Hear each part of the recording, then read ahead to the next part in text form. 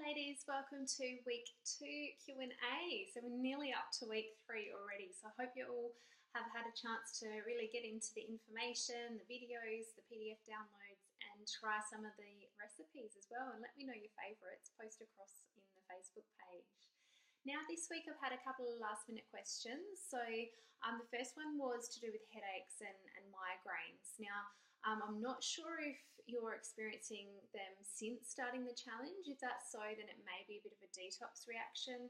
So just upping the water is really important and they should pass. But if it's something that you've experienced regularly, then a few different things you can do to help support prevention and when you've got the migraines. So the first thing is upping your magnesium. So I will chat about further in the bonus week about, or week 8 I think it is, increasing magnesium through your skin. And you can do that through Epsom salt baths. So every second night, if you can, do an Epsom salt, either foot bath or full bath with a good cup of Epsom salts in there. Now Epsom salts are magnesium sulfate, so that's a form of magnesium that will then absorb through your skin when you're in the bath or your feet are in the bath. The other option is magnesium chloride oil spray. You can get those from health food shops and chemists, and you just apply that to your skin. I usually say at night after you have a shower, and allow it a good 20 minutes to soak in. It then goes a bit white on your skin. You can wash it off if you like, but you don't have to.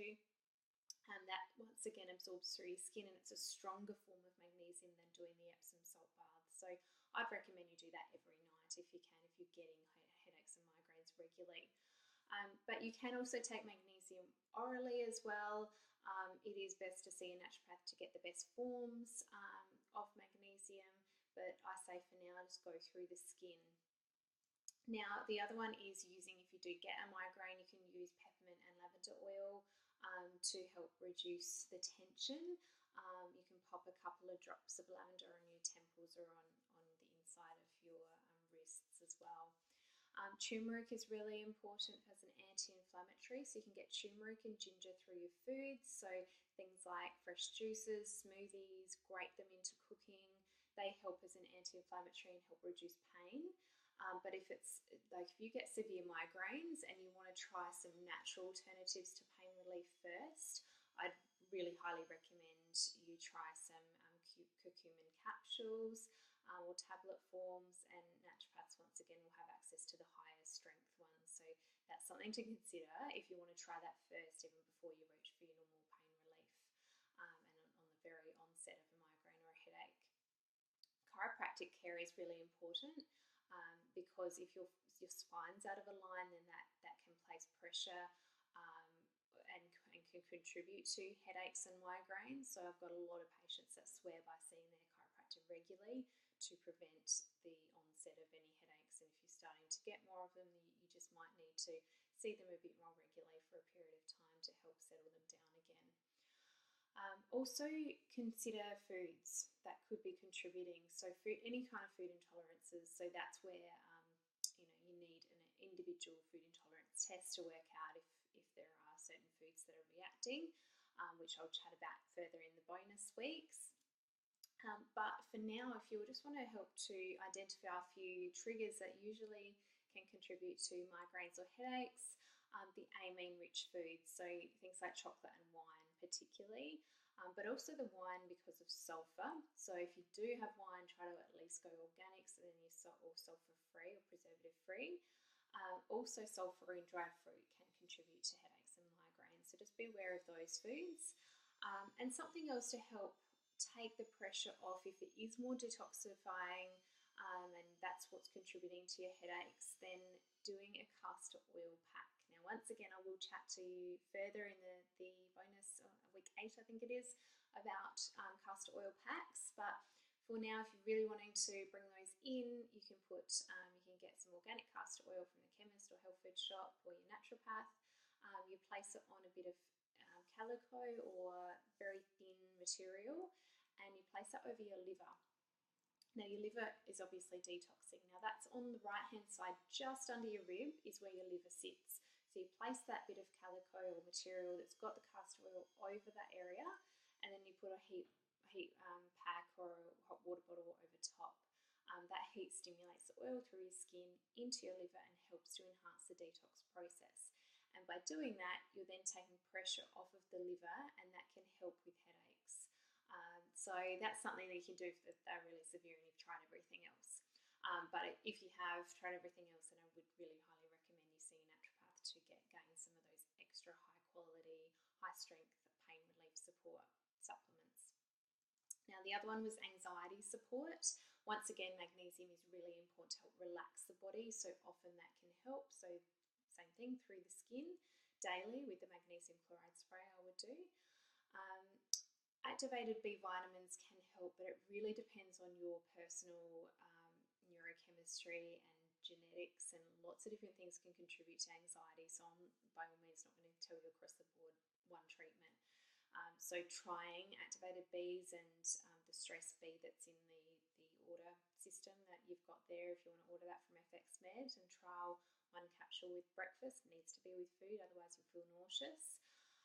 Something else is L-theanine, which is also in the ordering system. That's really helpful for, it's like a chill out pill. So throughout the day, if you're feeling anxious or stressed or overwhelmed, you can take one, and it helps just to help relax and allow you to chill out. There's other herbs like kava and passion flower and lemon balm and ziziphus that can also help act as more of a band-aid through the day if you're feeling like that. And once again, it's probably better if you do see a naturopath, just in case you're on medications that can contraindicate with the herbs.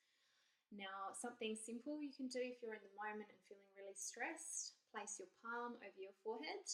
On your forehead, there's 2 acupressure points that help to, once they're touched, they help to stimulate blood back to the brain.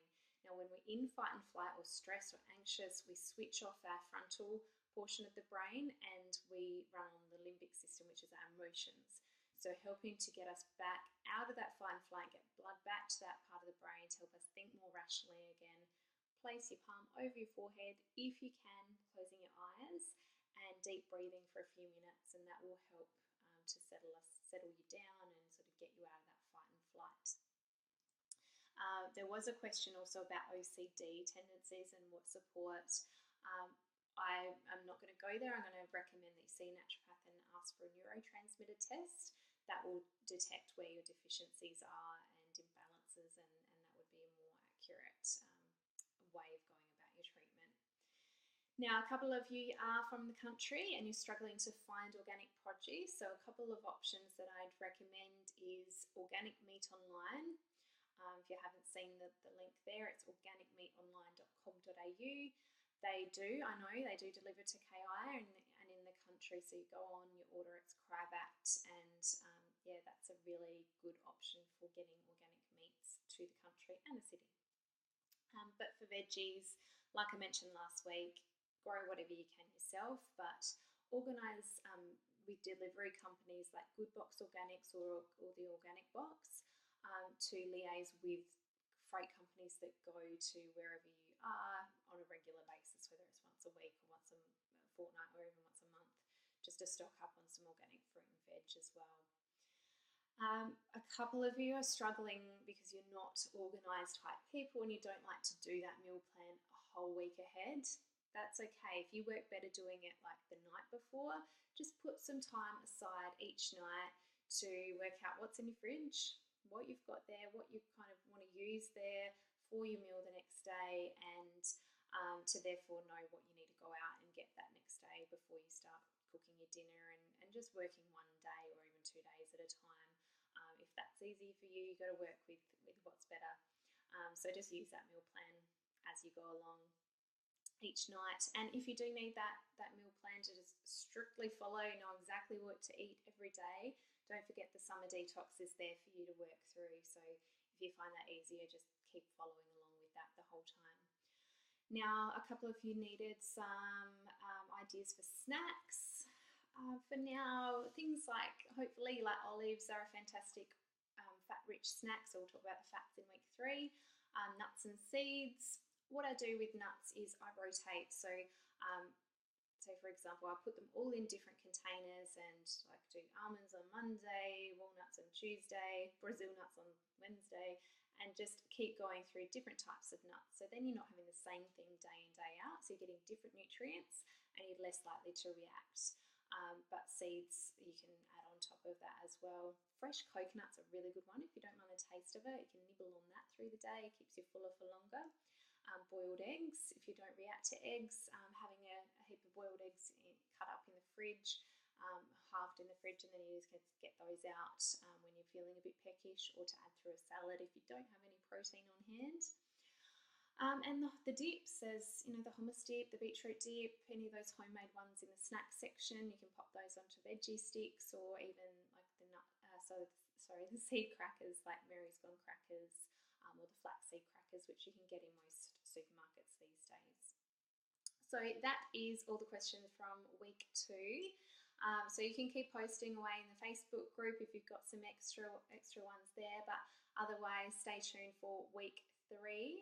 Now, there was a little technical difficulty with the first couple of weeks. You didn't receive the reminder email to say that your week was open and ready to go.